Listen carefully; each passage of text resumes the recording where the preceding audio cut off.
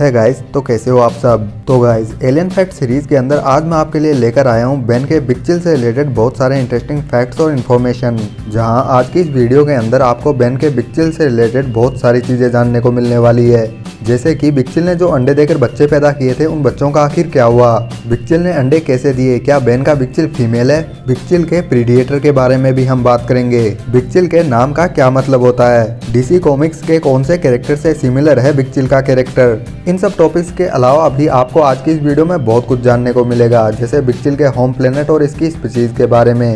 तो बस आज की इस वीडियो में बने रहना। बाकी अब इस वीडियो को शुरू करने से पहले आपसे एक छोटी सी रिक्वेस्ट कि भाई, अगर आप आज इस चैनल के ऊपर पहली बार आए हो या फिर अभी तक आपने इस चैनल को सब्सक्राइब नहीं किया तो सब्सक्राइब कर लेना, क्योंकि इस चैनल के ऊपर मैं बेन 10 से रिलेटेड ऐसे ही इंटरेस्टिंग वीडियो लाता रहता हूँ। तो फिर चलिए, अब without wasting any more time, let's begin. तो सबसे पहले हम बात करते हैं बिग चिल की स्पीशीज और इसके प्लेनेट की। तो देखो, बिग चिल की स्पीशीज का नाम है नेक्रोफ्रीजियन। ये नेक्रोफ्रीजियन नाम दो वर्ड्स को मिला के बना है, जिसमें पहला है नेक्रो, जिसका मतलब होता है डेड, बोले तो मरा हुआ, और सेकंड है फ्रीज्ड। इस स्पीशीज के एलियंस एक नहीं बल्कि दो प्लेनेट पर रहते हैं, जहाँ इनका मेन प्लेनेट है काइलमिस। ये प्लेनेट एक ऐसा प्लेनेट है जो कि पूरी तरह से बर्फ से ढका हुआ है। ये प्लेनेट बहुत ज़्यादा ठंडा होने की वजह से यहाँ पर हर कोई एलियन स्पीशीज आकर नहीं रह सकती, लेकिन बिग चिल की ये स्पीशीज यहाँ पे आराम से रह सकती है, क्योंकि इनकी घोस्ट पावर की वजह से ही ये बर्फ के अंदर फ्रीज नहीं होते। वहीं इस स्पीशीज के एलियंस को ठंड भी नहीं लगती। बेन 10 ओमनीवर्स सीरीज से पहले तक तो यही था कि इस प्लेनेट के ऊपर सिर्फ नेक्रोफ्रीजियन स्पीशीज ही रहती है, लेकिन बेन 10 ओमनीवर्स के अंदर हमें इस प्लेनेट की एक और स्पीशीज से इंट्रोड्यूस करवाया गया, जो कि है साइकोलियोटेरन, और यही इस स्पीशीज का प्रीडिएटर भी है। बिग चिल की ये नेक्रोफ्रीजियन स्पीशीज जिस दूसरे प्लेनेट पर रहती है, उसका नाम है माइको DLD।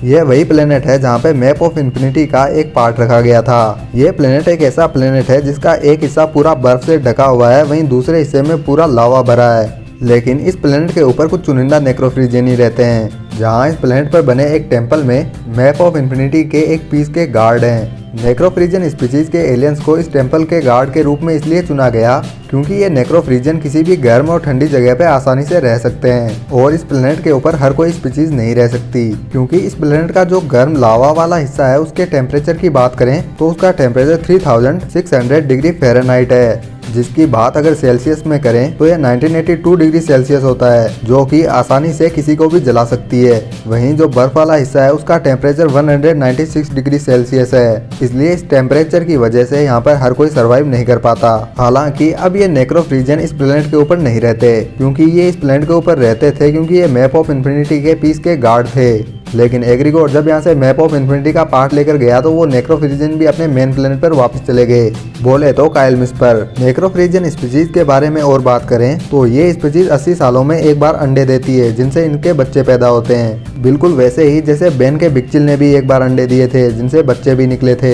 और अगर आपने ध्यान दिया हो तो आपको पता होगा कि बेन के बिग चिल ने जब अंडे दिए थे तब उसने बहुत सारी मेटल की चीजें खाई थी। वो मेटल बेन के बिग चिल ने इसलिए खाया था क्योंकि उस मेटल के जरिए बेन का बिग चिल अपने पेट के अंदर अपने बच्चों के लिए खाना बना रहा था। इस नेक्रोफ्रीजियन स्पीशीज के साथ में यही होता है कि जब ये अंडे देते हैं तो बहुत सारा मेटल खाते हैं, और उस मेटल को खाने के बाद में ये नेक्रोफ्रीजियन स्पीशीज अपनी बॉडी के अंदर ही अपने आने वाले बच्चों के लिए कुछ लिक्विड टाइप की खाने की चीजें बनाते हैं। वो लिक्विड बेन के बिग चिल ने भी बनाया था। बात करें अगर कि बेन के बिग चिल के जब बच्चे पैदा हुए थे तो वो चले गए थे कहीं उड़कर, तो वो आखिर कहाँ गए थे।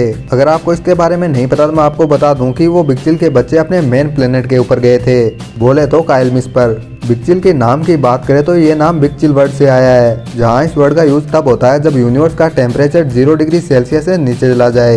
बेन के बिग चिल ने जब अंडे दिए थे तब आपने जरूर सोचा होगा कि बेन का बिग चिल फीमेल है या फिर मेल है। इसी क्वेश्चन को एक बार बेन 10 क्रिएटर्स को पूछा गया, जिसपे डिवाइन मैकडफी ने कहा था कि बेन का बिग चिल फीमेल है, वहीं मैट वाइट ने इसे मेल नेक्रोफ्रीजियन बताया। बात करें अगर बिग चिल के आइस पावर्स की तो ये आइडिया था डिवाइन मैकडफी का कि बिग चिल के पास में उसकी आइस पावर्स होंगी। बेन 10 का एक एपिसोड आया था केविन बिग स्कॉट्स नाम का। उस एपिसोड के अंदर हमने देखा था कि बेन का जो बिग चिल है वो पूरी तरह से इनविजिबल हो जाता है, बिल्कुल उसी तरह जैसे घोस्ट फीग हुआ करता है। ये मैं आपको इसलिए बता रहा हूँ क्योंकि बिग चिल कभी भी इनविजिबल नहीं होता, क्योंकि बिग चिल के पास में इंटेंजिबिलिटी की पावर है, जिसके जरिए वो चीजों के आर पार जा सकता है या फिर चीजें उसके आर पार जा सकती है। लेकिन जो बिग की बॉडी का बॉर्डर है वो हमें दिखाई देता रहता है। वहीं जो घोस्ट फ्रीक है वो पूरी तरह से इनविजिबल होता है। इसके बारे में जब डिवाइन मैकडफी और मैट वाइट को पूछा गया कि बिग पूरी तरह से इनविजिबल कैसे हुआ, तब उन्होंने बताया कि ये एक एनिमेशन एरर था, जिस वजह से उस एपिसोड के अंदर बिग पूरी तरह से इनविजिबल हो गया। बिग के डिजाइन की बात करें तो ये एक नहीं बल्कि दो डीसी कॉमिक कैरेक्टर से सिमिलर है, जिसमें पहला है ब्लू बीटल और सेकंड वो है जिससे बिग की इंस्पिरेशन आई थी, जो कि है मॉथमैन। वहीं जो बिग हमें बेन 10 की ओमनीवर्स सीरीज में दिखाया गया था, उस बिग का कैरेक्टर काफी सिमिलर है बैटमैन की एनिमेटेड सीरीज में दिखाए गए मैन बैट से। अब बात करते हैं अल्टीमेट बिग की। तो अगर आपने अल्टीमेट बिग को ध्यान से देखा है तो एक बात आपने जरूर नोटिस की होगी कि अल्टीमेट बिग जब भी बात करता है तो उसका मुंह बिल्कुल भी मूव नहीं करता। वहीं फ्यूजन फॉल गेम जो है उसके अंदर अल्टीमेट बिग पहला नैनो एलियन था। वहीं ultimate big alien of the month भी रह चुका है जुलाई 2011 में। बिग के कैरेक्टर को जब डिजाइन किया जा रहा था तब इसके कई कॉन्सेप्ट आर्ट बनाए गए थे, जिनको मैंने अपने इंस्टाग्राम अकाउंट के ऊपर अपलोड किया है। उन कॉन्सेप्ट आर्ट को अगर आप देखना चाहो तो मेरे इंस्टाग्राम पे जाके आप देख सकते हो। मेरे इंस्टाग्राम का लिंक आपको नीचे ही इसी वीडियो के डिस्क्रिप्शन में मिल जाएगा। तो फिर चलिए गाइस, आज के लिए बस इतना ही। मिलते हैं हम नेक्स्ट वीडियो में, तब तक के लिए जय हिंद, वंदे मातरम।